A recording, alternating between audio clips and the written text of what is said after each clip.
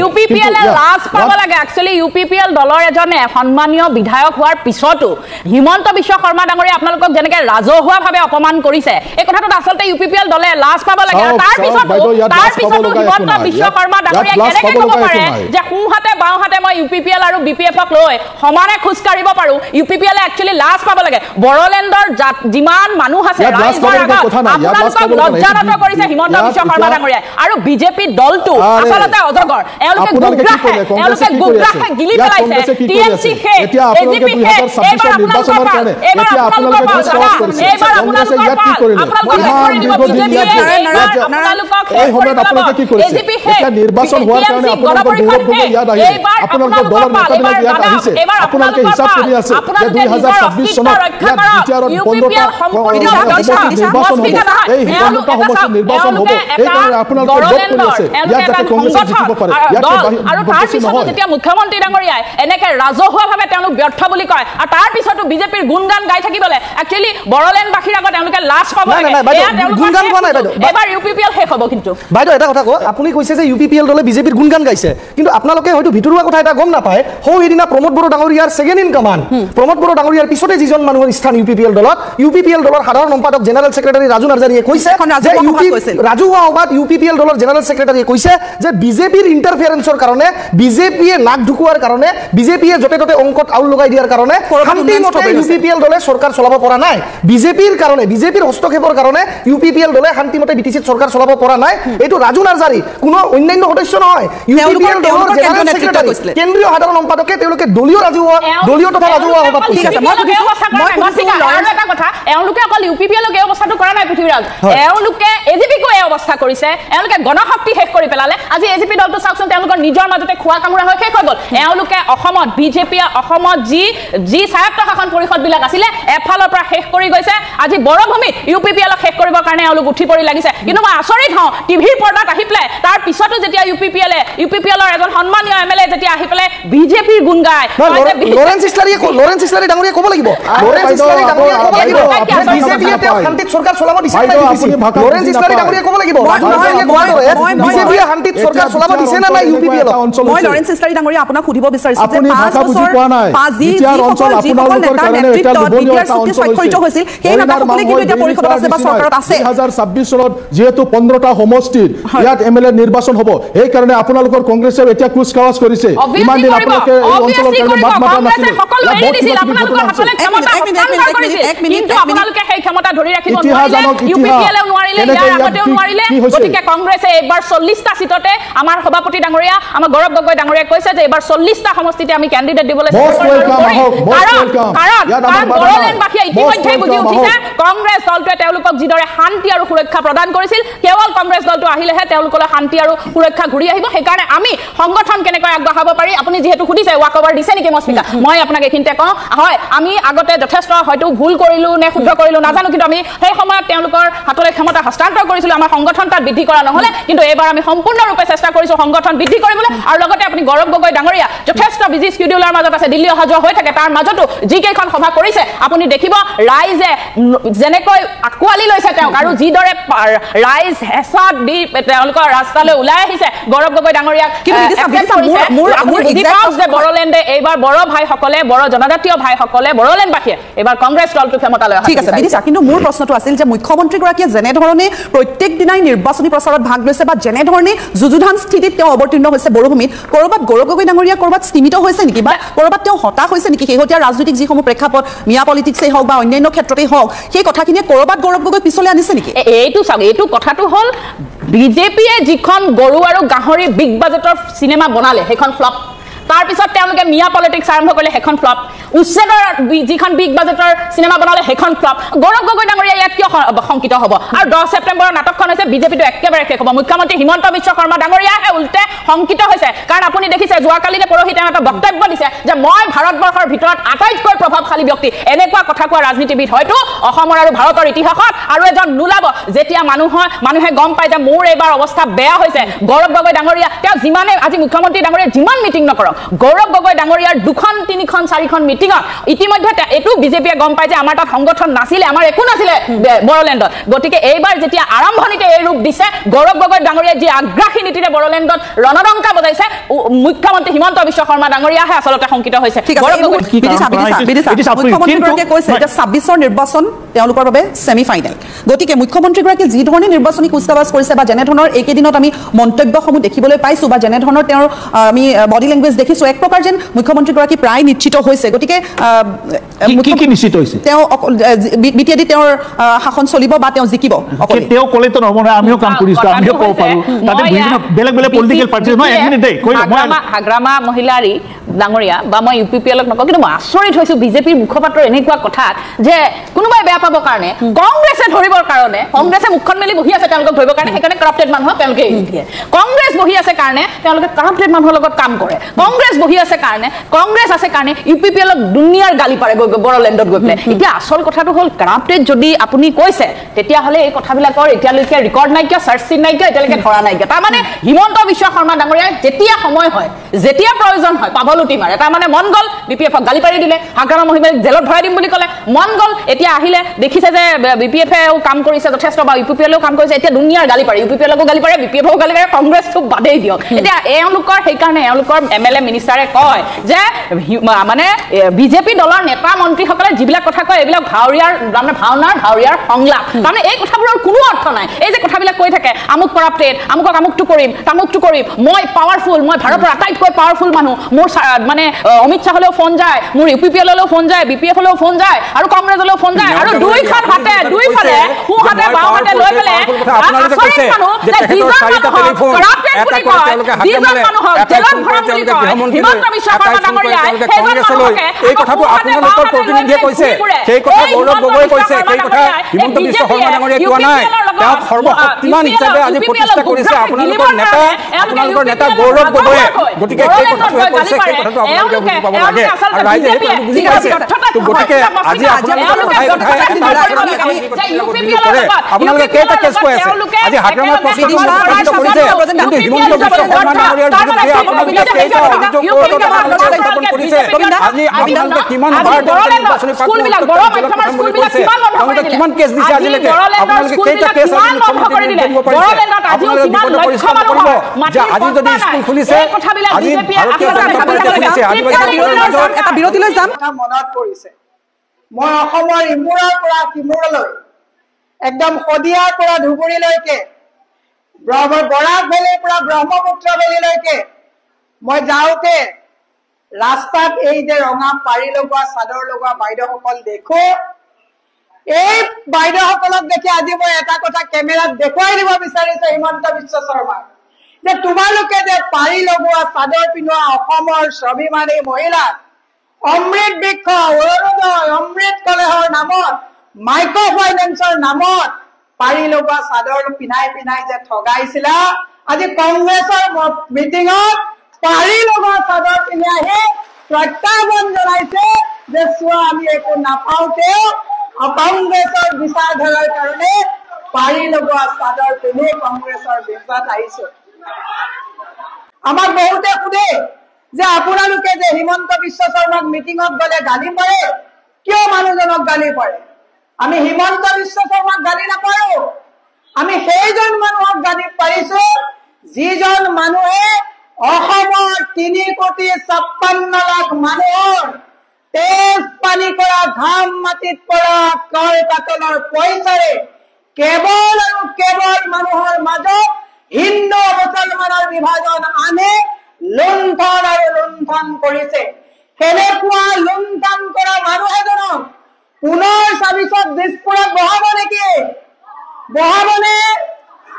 এই মই মাতৃ সমাজক কৈছো যে যোৱা 9টা বছৰত অসমৰ প্ৰাথমিক বিদ্যালয় পৰ্যায়ত 7 লাখ অসমীয়া ল'ৰা ছোৱালীয়ে স্কুল যোৱা বন্ধ কৰিছে আৰু 7,000 অসমৰ অসমীয়া মাধ্যমৰ স্কুল বন্ধ হৈছে আৰু মুখ্যমন্ত্ৰীয়ে অসমৰ উদীয়মান যুৱকক বন্দুকৰ লাইসেন্স ল'বলৈ উৎসাহিত কৰিছে আৰু স্কুল বন্ধ কৰি অলিয়ে গলিয়ে ড্ৰাগছৰ বেহাৰ মদৰ ৰাজহৰে ৰাইজক তেওঁলোকে লুণ্ঠন কৰিছে। মই আজি লখিমপুৰৰ পৰা অসমৰ মাতৃ সমাজক প্ৰশ্ন কৰিব বিচাৰিছো, ৭,০০০ স্কুল যদি বন্ধ হয়, ৭ লাখ ল'ৰা ছোৱালীয়ে যদি স্কুল নোযোৱা কৰে, ৭ লাখ ল'ৰা ছোৱালীৰ হাতত যদি বন্দুকৰ লাইচেন্স দি দিয়া হয়, ৭ লাখ ল'ৰা ছোৱালীয়ে যদি ড্ৰাগ আৰু মদৰ আসক্ত হয়, অসমত অসমীয়া কুশলে থাকিবনে? থাকিবনে? নাথাকে। মই মাতৃ সমাজক হাত জোৰ কৰি আচল পাতি মই অনুৰোধ জনাইছো যে চাবিচত যদি বন্দুকৰ গলিত আত্মহত্যা কৰিব বিচৰা বা বন্দুকৰ গলিত হত্যাৰ পৰা বাচিবৰ কাৰণে স্কুল বিলাক বন্ধ বা স্কুল খুলিবৰ কাৰণে মাতৃ সমাজে যদি সংকল্প নলয়, অসমত অহা 5 বছৰত এখন ৰক্তাক্ত অসম হ'ব। আৰু সেই অসমৰ দায়িত্ব কোনে ল'ব লাগিব? হিমন্ত বিশ্ব শৰ্মাই নলয়, আপোনাৰ মোৰ দৰে অভিভাৱকে দায়িত্ব ল'ব লাগিব। মই সেই আহ্বান জনাইছো যে চাবিচত বন্ধ হোৱা স্কুল বিলাক পুনৰ খুলিবৰ কাৰণে বন্দুকৰ যাতে অনুজ্ঞাপত্ৰ কাকো যাতে তেনেকে দিব নোৱাৰে, মদ আৰু ড্ৰাগছৰ বেহা বন্ধ কৰিবৰ কাৰণে কংগ্ৰেছৰ চৰকাৰ আনিব লাগিব। লাগিব নে নালাগিব? মই মাতৃ সমাজক সুধিব বিচাৰিছো, হিমন্ত বিশ্ব শৰ্মাই কৈছিলে যে বিজেপিক ভোট দিয়া মাইক্ৰ' ফাইনেন্স আমি ফ্ৰী কৰি দিম, আৰু আমাৰ সহজ সৰল মহিলাই মাইক্ৰ' ফাইনেন্স ফ্ৰী পোৱাৰ নামত হিয়া উজাৰি বিজেপিক দিছপুৰত বহুৱালে। আৰু আজি দুৰ্ভাগ্যজনক কথা, মাইক্ৰ' ফাইনেন্সৰ সেইসকল নিচলা সহজ সৰল মাতৃ মহিলাক আজি মাইক্ৰ' ফাইনেন্সে চক্ৰবৃদ্ধি সুদত নগৰ নাকতি কৰিছে। কৰিছে নে নাই? এওঁলোকে কৈছে লাখপতি বাইদেউৰ কথা। মই আজি আপোনালোকক লখিমপুৰৰ পৰাই সমগ্ৰ মাতৃ সমাজক মই বুজাই দিব বিচাৰিছো, লাখপতি মানে কি? এগৰাকী মহিলাৰ নামত 1 লাখ টকা দিলে লাখপতি, হয়নে নহয়? কিন্তু আপোনালোকেতো জানে বেংকত প্ৰথমতে 25,000 টকা, তাৰপিছত স্কিম দিব লাগিব, কাগজ ফটোষ্টেট কৰি কৰি ৰক্ষা পোৱা নাই, তাৰপিছত 10 গৰাকী মহিলাৰ গোটত 1 লাখ টকা দিলে তেওঁ লাখপতি হল নে 10,000 টকীয়া হল? আজি অংকটো ঘৰত গৈ কৰি ল'ব। ৰাম ঠগন দিছে। আকৌ কলে যে অমৃত বৃক্ষ ৰোৱা, এণ্ড্ৰইড ফোনত ফটো মাৰি দিবা, 10,000 টকাকৈ দিম। আমাৰ সহজ সৰল মহিলাসকলে ওচৰৰ মোবাইলৰ দোকানত EMI গৈ এণ্ড্ৰইড ফোন ললে, সেলফি উঠিলে, মুখ্যমন্ত্ৰীৰ সেই পৰ্টেলত ফটো দিলে, 10,000 টকা অমৃত বৃক্ষৰ নামত পালে নেকি? পাইছে নেকি? নাই পোৱা। কিন্তু EMI যে ইণ্টাৰেষ্ট লগাই 10,000 টকাৰ মোবাইলটোত 14,000 টকা ভৰিবলগীয়া হ'ল। অংকটো আজি ঘৰত কৰি ল'ব, হয়নে নহয়? অৰুণোদয় নামত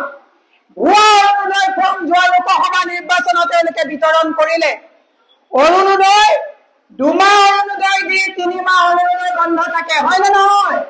আৰু 3 মাহৰ যেতিয়া ৰিনুৱেল কৰিবলগীয়া হয়, কাউন্সিলৰ বা পঞ্চায়তত গৈ আকৌ 700 টকা দি অৰুণোদয় ফৰ্ম ল'ব লাগে, হয়নে নহয়? হয়নে? গতিকে এখন বাকী আৰু ফাঁকিৰ চৰকাৰ। এতিয়া মুখ্যমন্ত্ৰীয়ে মাহে মাহে 5,000 কোটি টকাৰ ধাৰ লৈছে,